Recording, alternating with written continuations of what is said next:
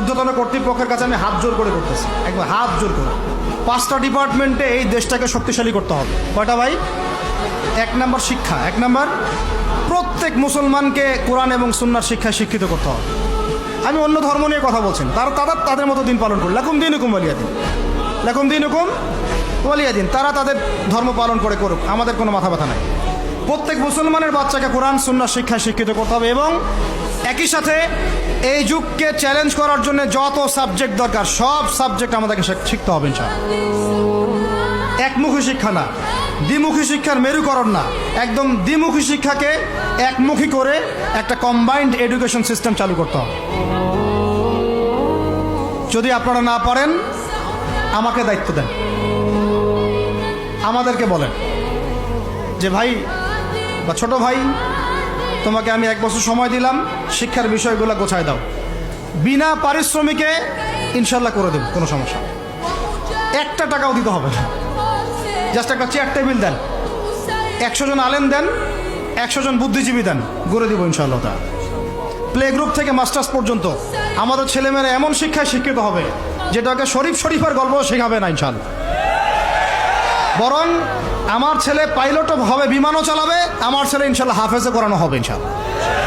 আমার মেয়ে ডক্টরও হবে ইনশাআল্লাহ, আমার মেয়ে আয়েশা রাদিয়াল্লাহু আনহার মতো মুহাদ্দিসও হবে ইনশাআল্লাহ। আমাদের এক ভাই সে রাজনীতিবিদও হবে ইনশাআল্লাহ, জুমার খুতবাও দিতে পারবে ইনশাআল্লাহ।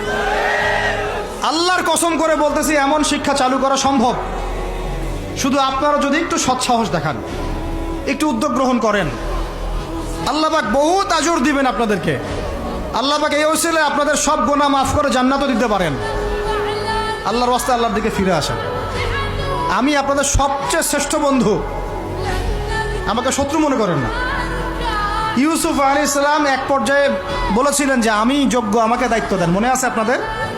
যখন সমাজে দুর্ভিক্ষের স্বপ্ন দেখলেন রাজা, রাজদরবারে গিয়ে তিনি বললেন যে দেখেন, আপনার স্বপ্নটা এমনি এমনি স্বপ্ন না, 7 বছর এখানে ফসল ফলবে, 7 বছর দুর্ভিক্ষ হবে।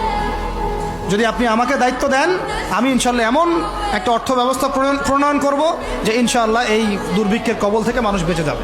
মানুষ বাঁচে নাই, বাঁচে নাই। এখানে প্রমাণ হয় একটা জিনিস, যখন দায়িত্ব নেয়ার যোগ্য কেউ দেখা যায় না, তখন যোগ্যদেরকে কথা বলতে হয়। যোগ্যদেরকে কি করতে হয়? কথা বলতে হয়। এখন দায়িত্ব দেখতেছেন না কাদের হাতে? একটা লোক, যে ব্যক্তি আল্লাহর অস্তিত্বেই বিশ্বাস করে না, সে কিতাব লিখতেছে, ওই কিতাব আমাদের সন্তান পড়তেছে। আমি নাম মেনশন করতে চাচ্ছি না। কিছু মানুষ যারা আল্লাহর অস্তিত্বেই বিশ্বাস করে না, তারা মনে করে মহাবিশ্ব সৃষ্টি হয়েছে বিগ ব্যাং থেকে, আল্লাহ সৃষ্টি করে নাই। ও ডিপার্টমেন্ট অফ হেড হয়ে বসে আছে ওখানে। আজকে ট্রান্সজেন্ডার ইস্যু আসছে জন্য আপনারা নড়েচড়ে বসতেছেন না।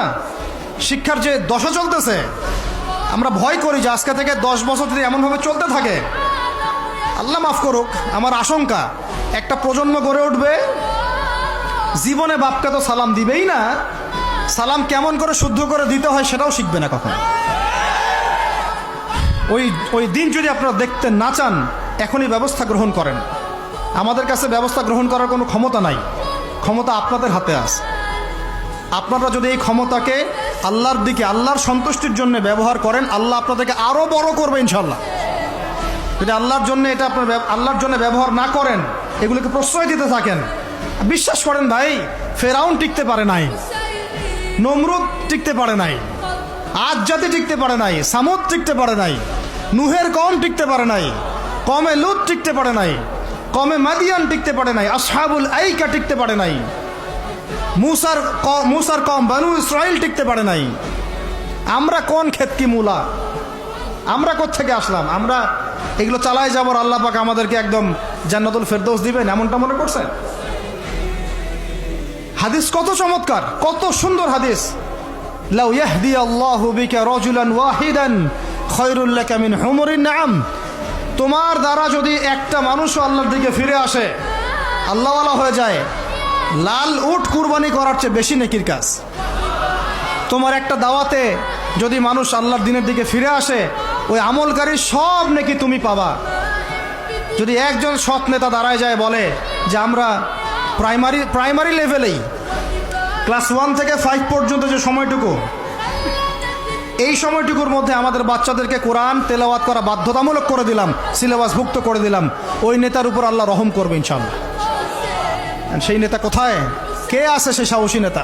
আমি আপনাদেরকে বলি যারা রাজনীতি করেন, কারণ আমার সাথে আপনাদের কোনো শত্রুতা নাই, আর আমি আপনার শত্রুও না, বরং বন্ধু। আপনারা যারা রাজনীতি করেন, এমন একটা নেতা খালি বের করে দেন, এমন একটা নেতা হয়ে যান খালি ওমরের মতো।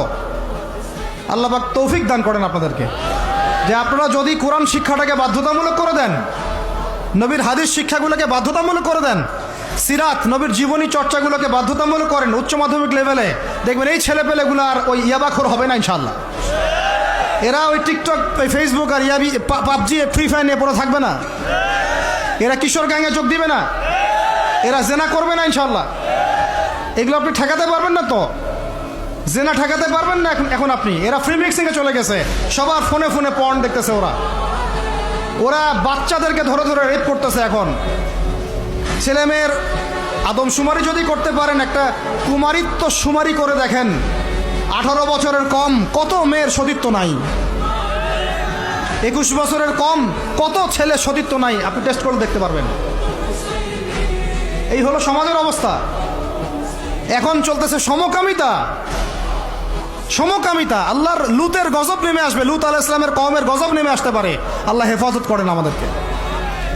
সমকামিতা বৈধ করে গিলিয়ে খাওয়ার জন্য ট্রান্সজেন্ডার চালু করতেছে এরা। ছেলে বাইর থেকে ছেলে, মনে মনে মেয়ে, মনটা চায় ছেলের সাথে যৌন সম্পর্ক করতে, নাউজুবিল্লাহ, অথচ বাইর থেকে একটা ছেলে। সমস্যাটা মানসিক না? 3 দিন টানা সকাল বিকাল কারেন্ট শর্ট দেন মাঠের মধ্যে, সব সমস্যা ঠিক হয়ে যাবে ইনশাআল্লাহ। 3 দিন, বাস 3 দিন থেরাপি দেন, ঠিক হয়ে যাবে। এগুলো প্রমোট করতেছে মিডিয়াতে বিভিন্ন নাটক দেখাচ্ছে, এগুলো দিয়ে ফেসবুকে এরকম ক্লিপ দেখানো হচ্ছে, মানুষ লিখতেছে, অধিকার চাচ্ছে। কোন যুগে আসলাম রে ভাই? আমরা কোন যুগে আসলাম? আল্লাহ রাব্বুল আলামিন আমাদের সবাইকে হেদায়েত দান করেন, অন্যায়ের প্রতিবাদ করার তৌফিক দান করেন। আমি আমাদের ঊর্ধ্বতন কর্তৃপক্ষকে বিনয়ের সাথে অনুরোধ করব, এইগুলোর পিছনে যারা এজেন্ডা বাস্তবায়ন করতেছে সবগুলোকে ধরে ভিতরে ঢুকাই দেন একেবারে। 7 দিন রিমান্ডে রাখেন, ঠিক হয়ে যাবে ইনশাআল্লাহ। আপনারা খালি দাড়ি টুপি পাগড়ি জুব্বা দেখলেই সন্ত্রাসী মনে করেন? এরা তো স্পষ্ট সংস্কৃতির সন্ত্রাস, স্পষ্ট শিক্ষা সন্ত্রাস। আমাদের ছেলেপেলেদেরকে ছেলে জেনা করানোর দিকে নিয়ে যাচ্ছে এরা। কালকে যদি আপনার ছেলে একটা ছেলেকে বিয়ে করে, আপনি খুশি হবেন? আস্তাগফিরুল্লাহ, নাউজুবিল্লাহ। আল্লাহ পাক আমাদেরকে হেফাজত করেন, আল্লাহ পাক আমাদেরকে মাফ করেন। আপনার মেয়ে যদি কালকে একটা মেয়েকে বিয়ে করে নিয়ে আসে, আপনি সমাজে মুখ দেখাবেন কিভাবে? এগুলো এখন যদি না থামাই, তাহলে কখন থামাবেন? ওই যে বললাম, সুদ যখন চালু হয়েছিল আমরা সবাই কিন্তু প্রতিবাদ করি নাই। এখন সবাই সুদখোর হয়ে যাচ্ছে দিন দিন। আমরা যে অনেকে তাহাজ্জুদ পড়ি, করে কান্নাকাটি করি, আল্লাহ দোয়া কবুল করো, এইটা করো সেইটা করো, দেখেন দোয়ার বেশিরভাগই কবুল হয়। কেন হবে? অর্থনৈতিক জীবনে তো সুদ খাচ্ছি, আমি ঘুষ খাচ্ছি, দুর্নীতি করতেছি, হারাম খাচ্ছি, পণ্যে ভেজাল দিচ্ছি। আল্লাহ পাক আমাদের সবার রিজিককে হালাল করার তৌফিক দান করেন। অতএব আমি 5টা কথা বলছি, 5টা ডিপার্টমেন্টে এই জাতিটাকে শক্তিশালী করতে হবে। আল্লাহ পাক তৌফিক দান করেন। 1 নাম্বার শিক্ষা। 1 নাম্বার কি ভাই? এমন কোন শিক্ষা? শুধু একমুখী না, 2মুখী শিক্ষার সমন্বয়। কোনটা? কোরআন সুন্নাহও থাকবে, আবার জেনারেল শিক্ষাও থাকবে। আল্লাহ পাক তৌফিক এনায়েত করেন, আমিন। 2 নাম্বার অর্থনীতি। 2 নাম্বার কি? আমাদের অর্থনীতি এত শক্তিশালী করতে হবে যে আমাদেরকে যেন পশ্চিমাদের কাছে কখনো হাত পাততে না হয়।